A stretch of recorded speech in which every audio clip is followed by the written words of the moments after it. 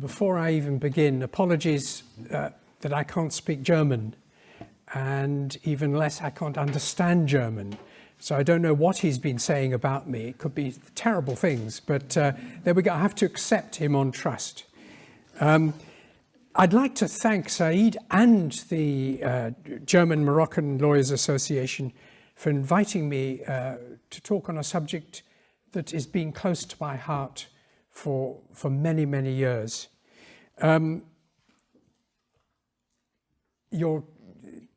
Said will, I hope, be explaining, for those of you who don't follow my English very well, Said may be occasionally interrupting me to explain what I've just said.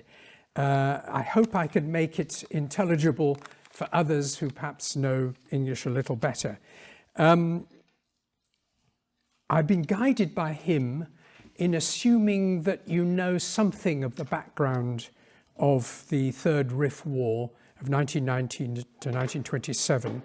And I hope I've framed my talk in a way that is relevant to you and interesting to you, which will provide perhaps the basis for a discussion afterwards, for questions from you, but also a discussion among yourselves. Because I know a lot of you, or several of you, because I've met you, will know about the situation in the Rif at the moment, as well as something about its history.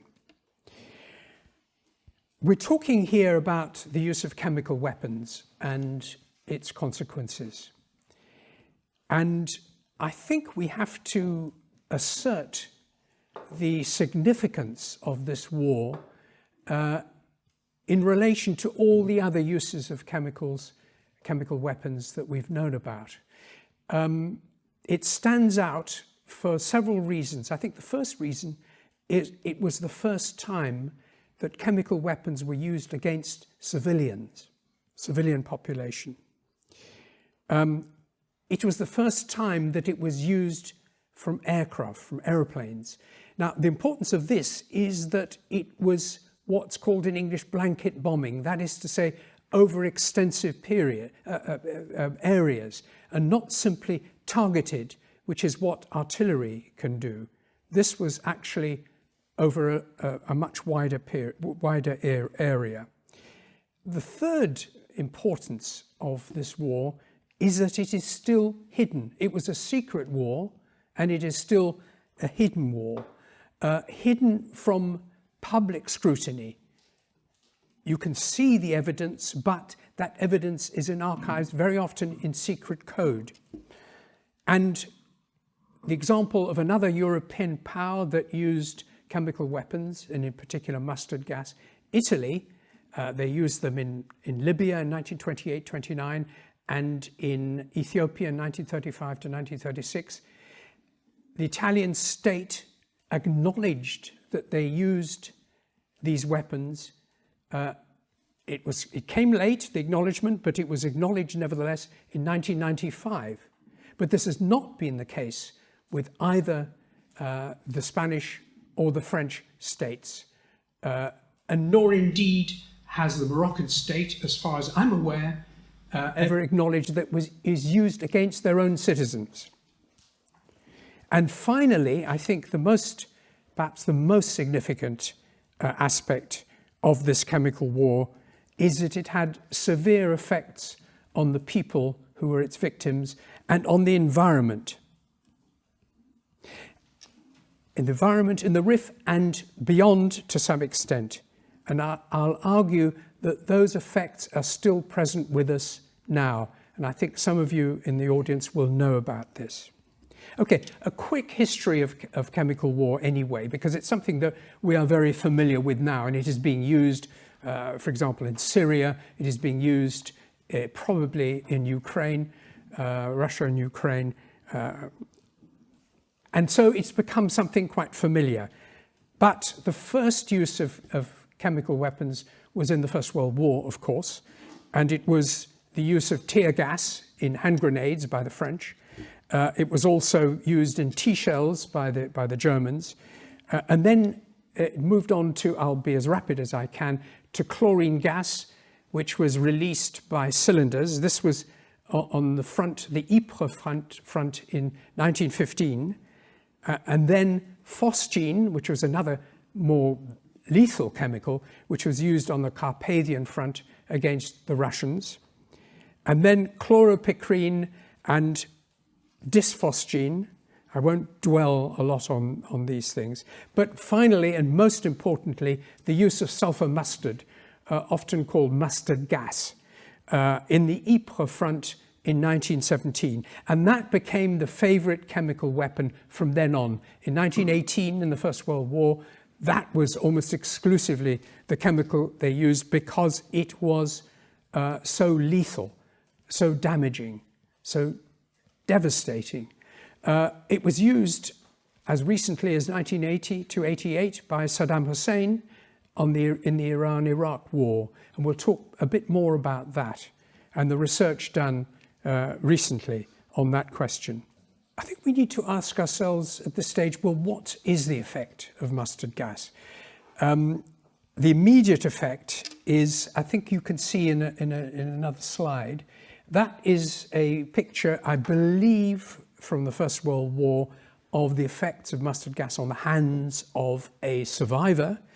It is a liquid mustard gas. It is not a gas. It's a liquid that can come in the form of very, very light rain. It is a vesicant, that is to say, it is a burning agent. And it causes, amongst other things, blindness, permanent or temporary. It damages the nerve cells. It creates cancer, TB. It is also a pollutant. It pollutes water. It pollutes vegetation. It impregnates stones and it impregnates bricks. Buildings can be impregnated by mustard gas. The length of time it endures in these substances like stones and bricks is still open to question. It can remain active for weeks, for months, and maybe for much longer. When I went to see Abdelkrim's, we will talk about Abdelkrim in a minute, headquarters, his ruined headquarters, I was worried about touching the stones, touching the bricks of his ruined building, for fear that it might be still impregnated with mustard gas. I will go on, at the end, I will talk about the more recent effects of mustard gas as science has begun to uncover. Okay, well, what about the legislation against the use of chemicals?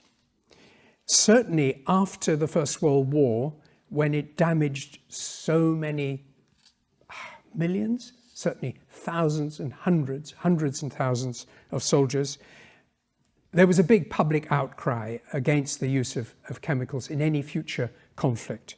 The Versailles Treaty was particularly directed at Germany, and it banned German production of chemicals for the future. But there was also a general agreement that is not something that should occur in any future war. And then there was a more precise treaty that was signed in Geneva in 1925, the Geneva Protocol, where leading powers agreed not to use chemicals against other signatories. Now notice how easily it might have been, as a result of that, to use it against other people who had not signed. But they banned the first use against other signatories, not the second use. So if one country attacked another country that had signed with chemicals, that country could then reply with a similar use of mustard gas. Spain, by the way, signed the Geneva Protocol, but only ratified it. You notice all the layers of agreement or escapism involved in these things. Spain ratified in 1929, 2 years after it had stopped using mustard gas in Morocco. Can we see now perhaps the next one, the Yes, that one, that's fine. You will be familiar with the background to the war and the penetration of European capital into Morocco, which had taken place a long time before, but which turned into two spheres of influence in Morocco, the French and the Spanish in the north and the French in the south, or the French occupying most of Morocco. The British had insisted on the presence of a Spanish sphere of influence because they wanted to protect the port of Gibraltar in southern Spain, because this was a very important port for the empire in Egypt and in the Middle East. Those spheres of influence began to be threatened by rebellions against the penetration, not just of European capital, but of Christianity as well into Morocco. And in 1919, Spain, feeling that it should respect its role as protector of Morocco, began to move against small rebellions in the Rif in particular. And this led to the withdrawal of the collaboration of some tribal leaders like the Al-Khattabi family. And perhaps we could see a picture here of Abdelkrim al-Khattabi. He belonged to a very influential, very powerful family, the Khattabi family, who had collaborated with European capital in the setting up of railways to bring the precious metals from the interior of Morocco, of the Rif, and they had sold mining concessions. They'd actually made quite a lot of money, and they had secretly supported well, not so secretly, the Germans in the First World War, not so secretly because Abdelkrim was actually imprisoned between 1915 and 1916. Now, if I've got anything wrong in my facts, because I'm not an expert on Moroccan history, please tell me. Tell me now, or tell me certainly afterwards. Now, Abdelkrim in particular had a very pragmatic relationship with colonialism. What he was hoping to derive from colonialism was the modernization of the Rif without the direct control by the French. I think there's a general consensus that that was what he was seeking. With the penetration of Spanish troops into the Rif,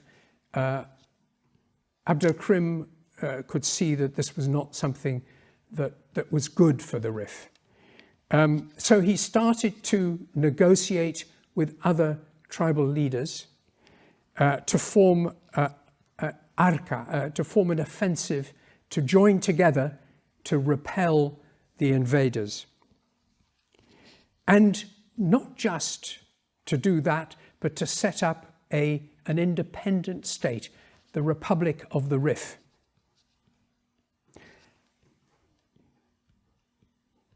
He was doing so against the Sultan, against the state of Morocco, of course. Here we see him, this is really jumping ahead slightly, but we see him negotiating. This is the best photograph I've been able to find. We see him negotiating 2 years later with the Spanish envoy for the release of Spanish prisoners after the disaster or the victory of Anoual, as I'll refer to in right now, actually. If we can move on perhaps to the next. This shows the spot where, the stone marking the spot where the General Silvestre was killed in the disaster of Anoual, which would have been regarded as the victory of Anoual. One of the things you will notice is that there's an image of Abdelkrim on the stone, something which is not well known, because of course Abdelkrim is not recognized except as a Moroccan patriot, but not recognized as the leader of the Republic of the Rif by the Moroccan state, as far as I know. There hasn't been any recent acknowledgement that he was fighting for the Republic of the Rif. You notice also that it was a wide area here. It wasn't just the village of Anoual, it was actually a very wide front. The Spanish had extended their front much too far in a way that they realized was dangerous, and they started to fall back. And at that point, Abdelkrim, very good military leader indeed, used his troops to fall on them. But it was also the troops that were fighting on the side of the Spanish, the mercenaries who were paid by the Spanish to fight, that turned on the Spanish. So that's one of the elements of Anoual that is often not recognized. And we see in the next one, in the next slide, if you could move there, the generals, Spanish generals inspecting the corpses of those that had been massacred. This gave rise to an enormous well of revenge in Spain and among the Spanish soldiers as well. Even the colonial officers with close contacts with the colonial troops, you know, they had a very paternalistic but friendly relationship with the Moroccan troops that they were fighting alongside them. They were won over to a new strategy, which was to use chemical weapons. And in August 1921, secret contacts were established with the Reichswehr. Now, why Germany? Well, Germany had produced 3 times the quantity of chemical weapons than any other country in the First World War. And of course, Fritz Haber had been the strategist behind the development of chemical weapons. But the main producer was Hugo von Stolzenberg, and he was sitting on vast quantities of unused, in particular, mustard gas.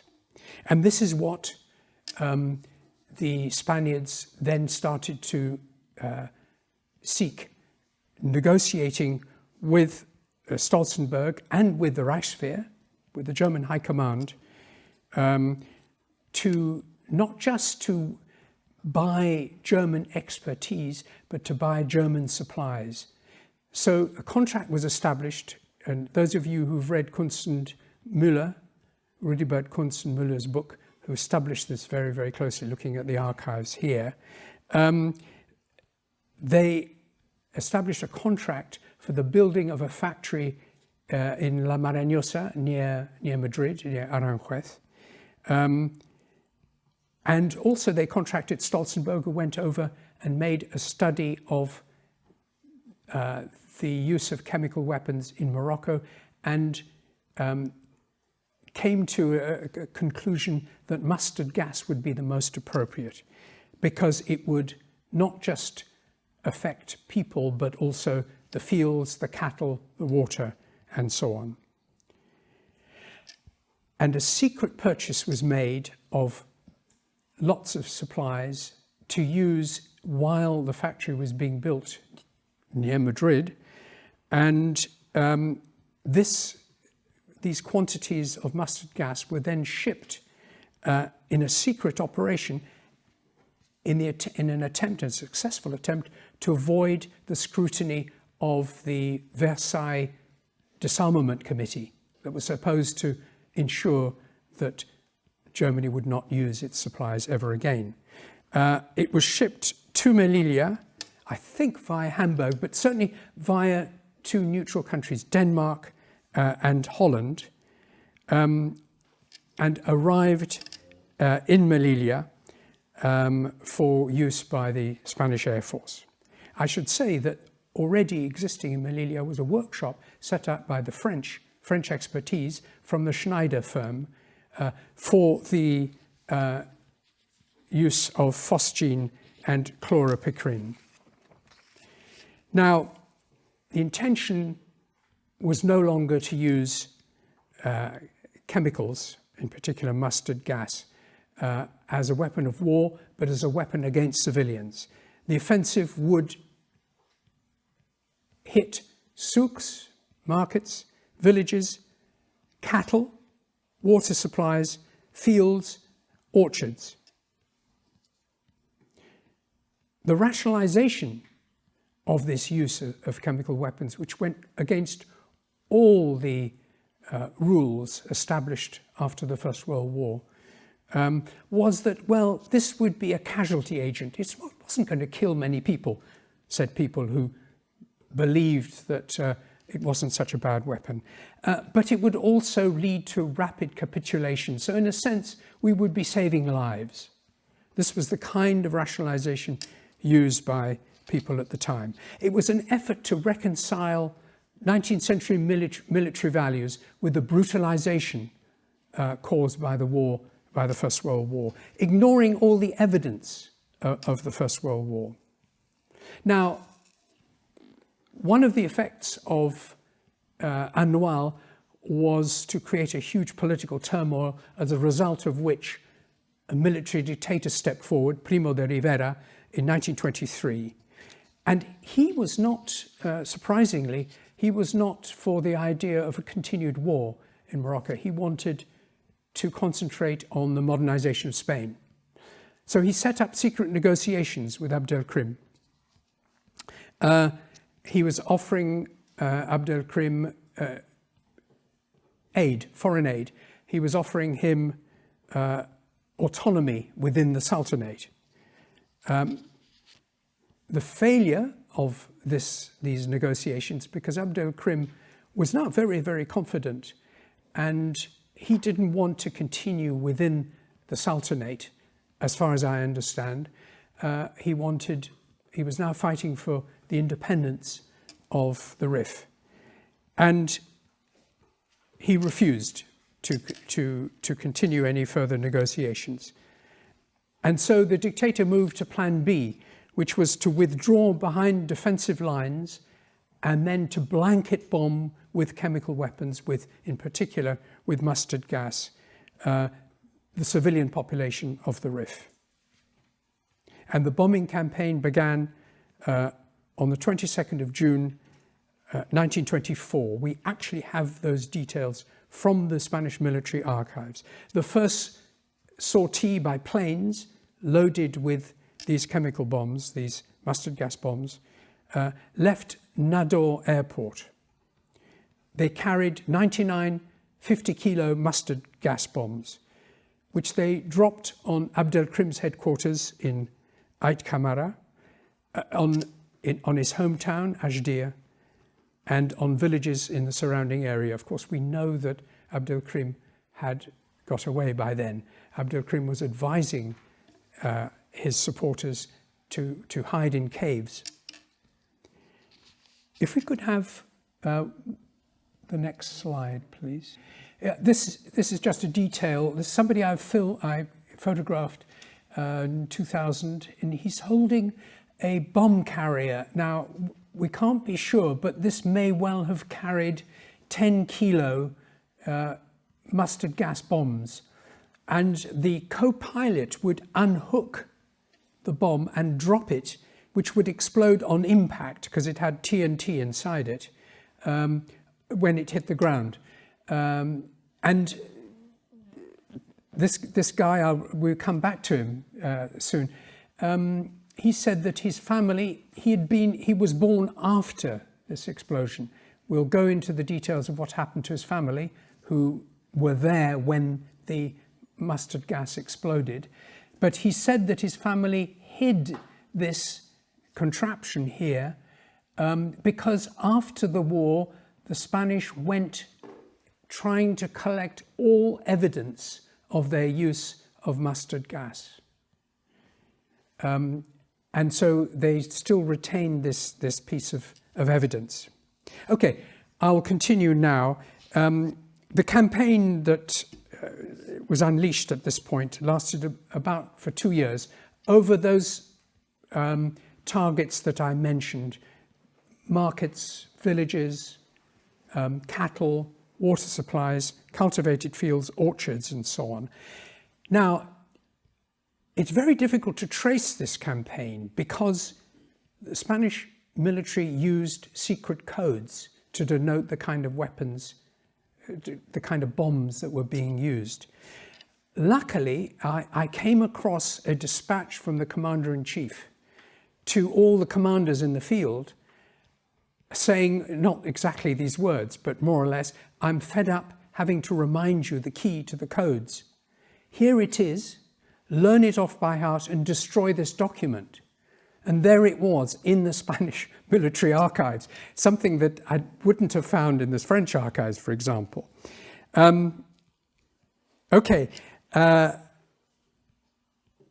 Later, it became more difficult to reconstruct the exact detail of the bombing campaign because the Spanish reporting on the bombs were more careless about what type they were. They would often refer to X bombs. Now, we wouldn't know if they were 100 kilo or 10 kilo bombs. They would refer to those special bombs.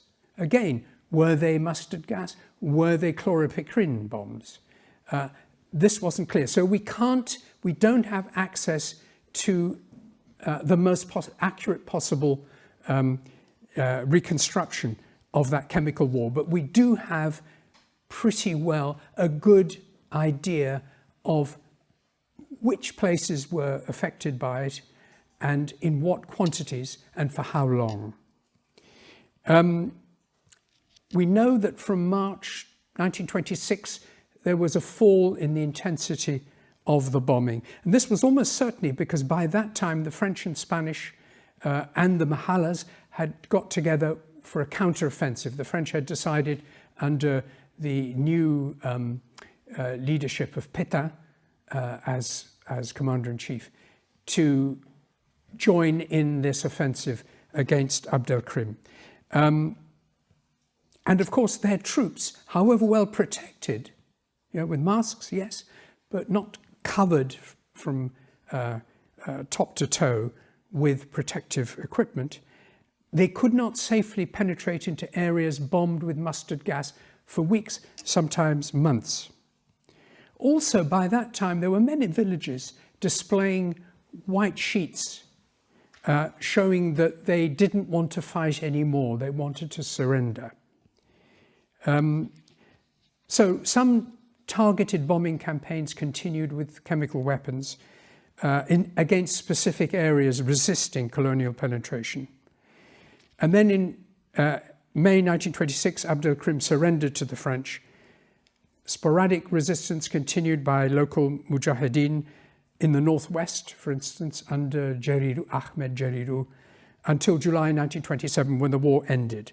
Now, I think we can be confident in saying that the chemical bombing campaign played a crucial role in undermining the resistance of the Rif Republic. And when the French combined with the Spanish in their joint operation, civil society in that area of Morocco, in Yabala, in Anjera, as far as Tangier, and in the east, as far as Nador, had been severely damaged by toxic weapons. In addition, of course, to conventional weapons, such as incendiary bombs. And it wasn't so much the mobile units of Abdelkrim that suffered, but the civilian population, because of course they were mobile, they could shelter, they could escape the bombing. The civilians could not easily escape. And they were affected in that their health was destroyed, their crops and orchards were destroyed, their animals, their water supply was contaminated. What do we know about the consequences? And this, I think, we can come to perhaps the more interesting part of the equation. Yes, well, I was going to mention about the difficulty of piecing together the health effects. One reason is that we are not allowed to gather evidence. The Association for the Victims of Toxic Gas, based in Al Hoceima, founded in the year 2000, has not been allowed to conduct a survey of families in the Rif. We have eyewitness accounts of deaths and injuries by the military observers. The British were there, the French were there, the Americans were there. And of course, there is a very vigorous oral tradition about deaths and injuries and so on in the Rif. But that's not easily accessible unless you have permission to find it out. So the narratives referred of people that one is able to speak to refer to effects similar to those documented in the First World War: cancer, short-term or permanent blindness, leukemia, respiratory and gastric problems, sores and burnt skins and so on. But there's a new area of investigation which was not explored in the post-First World War period: the long-term effects of chemical weapons on future generations. What we call perhaps the epigenetic effects or the teratogenic effects. Teratogenic referring to children born with malformations as a result of the damage done to the genome by mustard gas. Now, this has been proved scientifically in laboratories, for example, working on mice fetuses and so on and so forth, that mustard gas has that effect of damaging the genome so that future generations are affected by the cancer. This research has been strengthened recently by research carried out on the consequences of the Iran-Iraq War of 1980 to 88 in Iranian laboratories. And this research, the results of this research has been published in scientific journals such as Interdisciplinary Toxicology and Conflict and Health. And one in particular I think is very interesting. It looks at the children of 498 Iranian veterans of that war that were exposed to sulfur mustard in the town of Sardasht. And that research finds a significant degree of mutagenesis. Mutagenesis being one form of the transformation of the genome of the epigenetic effect. This is what the word I was looking for. In the form of both cancer and deformity. Now, if we could move to slide 9. Yes, thank you. That's it. The evidence from Morocco is limited, but it is also significant. Here is an unpublished epidemiological report from the Childhood Cancer Hospital, the only childhood cancer hospital in Rabat, of cancer in children between 1996 and 1998.